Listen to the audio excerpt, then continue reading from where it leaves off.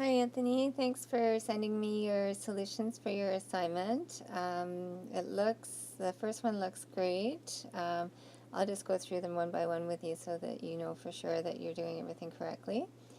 For question 2, I'm assuming here that this is just a typo, the 3 to the x. I think it's 3x. Maybe I've got that assignment here, let me check. Yes, it is. I've got that assignment. So it is 3x. So your common denominator is 12, and you've multiplied through and cleared your fractions. So multiplying through is going to give you the 12. Now this one should be 12 times 2. You're multiplying everything by 12 here. So are we missing a term? What's going on?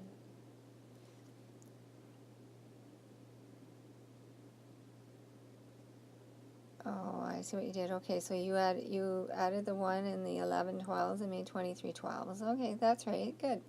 So, all right, so that's fine. Now, down at the bottom here, let me see. You've already simplified, I think. So you've got, you should have 8x minus 3x is 5x. And then 10x on this side. So that's right. Okay, good. So yeah, that looks good. The 23 came from 11 plus 12. Okay, good. Sorry, it took me a minute to figure out where all those things were coming from. So 5x, negative 5x equals 23. That's right.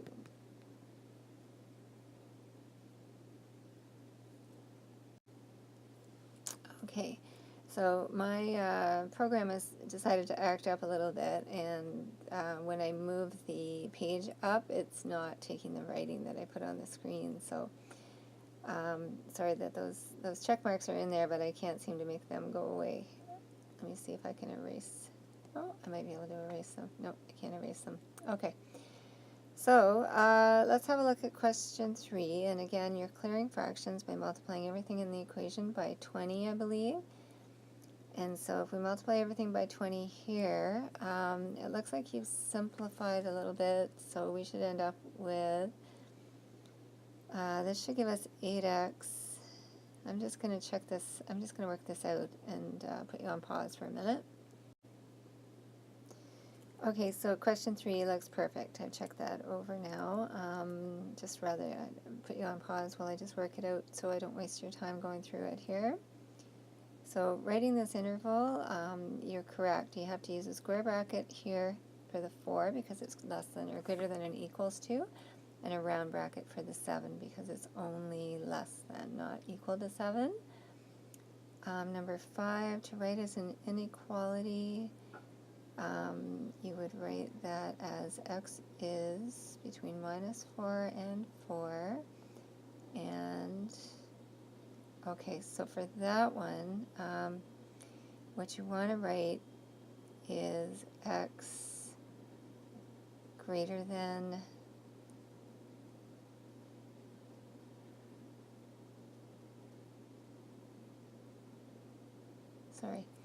write that as x is greater than or equal to 9 for the second part. You can't have 9 is less than or equal to infinity because that's not a true statement, and you don't have a variable in there. So just make it x greater than or equal to 9, so it would start at 9, and any values bigger than that would be in your domain. Okay, I just briefly worked through number 6 and 7 and 8, and your answers are just great, and also question 9 is perfect there as well. Okay, now the one thing that you can't do in question 9, you don't have an equation. An equation has an equals sign in it, so it should say equals 0 on the right-hand side of this. So you actually are not allowed to use your quadratic formula because that's for solving for x, and you can't solve for x if you don't have an equation in the first place. So you can't do that. You have to stop at your answer where it says factor fully If you can't factor there, then you'll have to stop. And in order to factor there, we need two numbers that multiply to make 18 and add to minus 2. The only factors of 18 are 9 and 2, 6 and 3, 1 and 18, and none of those will do that. So you just stop there, and that is factored fully right here. And so you can't use quadratic formula unless you have an equation, okay?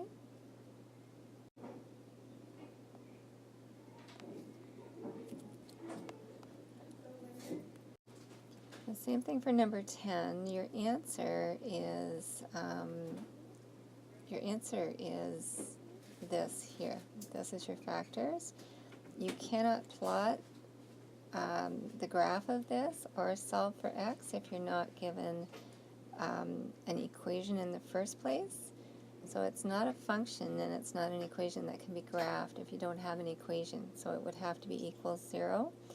And then you could put your parabola together. But if it's only saying factor, you have to stop at 4x minus 5 and 4x plus 5.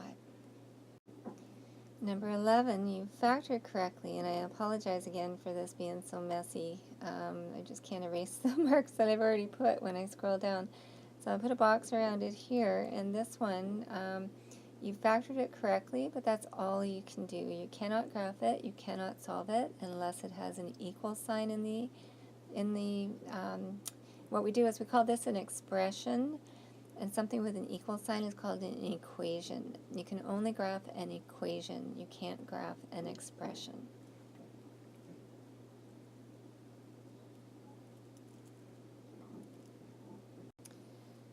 For number 12, it's the same thing. You have factored it just fine here. You have to stop after that, okay? You cannot graph these guys. You cannot solve them. You have to stop there. What I'm going to do is, this video is getting kind of long because it is a long assignment, and what I'm going to do is just send this off to you first, and then I'll send you a second video with the final part of the assignment.